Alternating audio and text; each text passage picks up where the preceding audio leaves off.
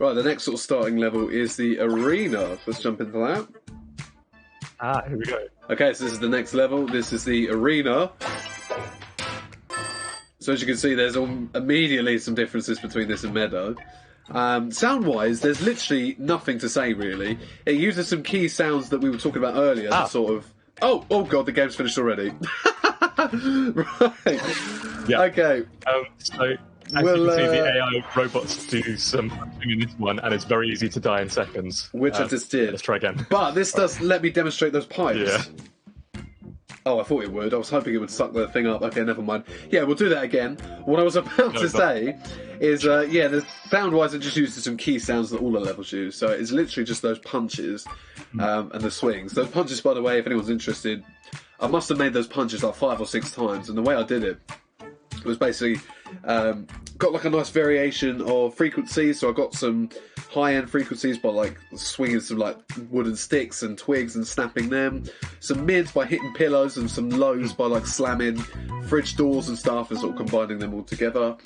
One thing I did, what did I do? I did something, I added noise, that was it. So to make the punches feel a bit more longer and thicker, because they ended quite quickly. It was like a split-second kind of snap, and that was it, and it didn't feel very impactful. So what I did is I just added some noise and distorted it, very short noise, and added a reverb. And I guess what I did is just filled the space a bit, filled any gaps in the frequencies that I hadn't covered. And yeah, it was really surprising how much that added to those punches. So there's a little quick tip for anyone, if they're making any combat sounds, add some just noise in, reverberate it, and kind of use that. There's a balance, obviously. If you have too much noise, it becomes obvious, and you just get this weird sound after it, which you don't want. You want like a crunch almost in the middle. So that's a little tip for anyone. Yeah, let's jump back into the arena, because there's definitely some interesting stuff to talk about music-wise. What I might do is just sit on... Let's just sit on this a little bit so we can listen to it a bit. So yeah, obviously this has some Eastern themes. Okay, yeah. Was there anything that the developers asked you for with this music, Billy? Yeah, so we didn't have a reference for this one, but specifically they wanted it to sound martial arts, essentially, was the theme of the area that they wanted. So I think the main balance with this one was was like there is a threat within the environment, as we saw, so you can be punched by the robots that are all sparring. So the main challenge was to make it was to hint that there's some danger within the music and make it sound like combat music, but at the same time also keep it sounding fairly playful and slightly robotic in keeping with the theme. So I think we did. I think there was actually 4 or 5 drafts of this one, and the composition itself didn't change much, but the main changes were just within the production of getting an appropriate mix, where it was impactful enough to still sound like a warning about the stage, but not kind of an overhyped like cinematic mix that would sound more like combat music. So yeah, that's the main. Cool. What kind of instruments did you use for this one? And again, what kind of sample libraries did you use? Was it the same as before, the Spitfire stuff? Yeah. To make it sound Eastern? No, not really at all in this case. So quite a lot of a mixture. So a few taikos. So a couple of stuff from Metropolis Arc 1 for like the kind of cinematic percussion. But to keep it sounding at the same time fairly light, you'll probably hear there's quite a few kind of like quirky kind of pots and pan type samples. So that used quite a few of my own samples and a couple of stuff from a free library called 8DO Mini, which is essentially lots of recordings of little tiny objects. And that was quite a nice way of kind of keeping it, kind of balancing out the cinematic percussion with smaller quirky sounding stuff. Oh, nice, okay. So yeah, quite a few places you got your sounds from. Very nice. Cool. Yeah, mixture, yeah. One thing we haven't talked about yet. Earlier we talked about how in the starting menu, Billy used vocoder to get those kind of little subtle robot-y singing sounds. I also pinched that, didn't I? Do you remember we were talking about the 3, 2, 1 goes? Yes. We've reused the robots saying Unspottable, but we've pitched them differently.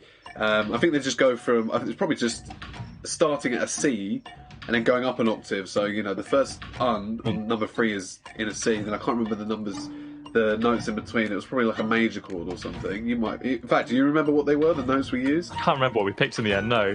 Because, like, for the samples, I think I think I sampled it myself in fifths and then just like pitched it within Contact. So Yeah. I'm not sure. I can't remember which one we used in 3, 2, 1. No. Okay. Yeah. Well, either way, I'll quickly demonstrate. I'll play it again so everyone can hear what we're talking about. So it's the 3 to 1 go count that sounds like this. So there you go. You hear the Unspottable all being vocoded again. And I've combined that, Nice. so you hear those, but you also hear some of the main sound effects that you hear throughout the game. Oh, I died again! So, for example, there's a swing, so there's a punch swing, which I use like, again, that's, stuff I'm swinging through the air with my microphone and adding noise to. There's the punch sound, so there's 2 types of punch sounds, actually. There's a human punch sound, which to make that, I added some, I've got, bits of meat, like ham and stuff, and I was slapping that about. Beans and crunching that stuff in my hands. Yeah, weird stuff. But there's also the sound of a robot punch, and that's when you hit metal. And the way I did that was recording my recycling bin essentially, which had a load of tins and plastic in it, so I was smacking that about. So those 3 sounds, because they're core to the gameplay, we've added those in the 3, 2, 1 go on top of Billy's vocoded robot sings. And then right at the end, you probably saw that the go symbol shakes a bit. Actually, I'm going to quickly demonstrate it one more time, Billy, just so people know what I'm on about. So right at the end there, the word go shakes left and right quite violently. So all I did is I recorded my alarm clock. So I have a physical analog alarm clock, an old-fashioned one with bells. Just recorded that, and it almost cool. It almost sounds like the go is imitating an alarm clock, sort of vibrating left and right. Oh wow, that was a random guess. And I just guessed and I got the right one. That was weird. So yeah, that's what that was. I didn't know you were an alarm clock. That's cool. Nice. Yeah, as soon as I saw that go, it reminded me of an alarm clock vibrating. So I thought straight away I knew I wanted to add that, and I think it works quite well.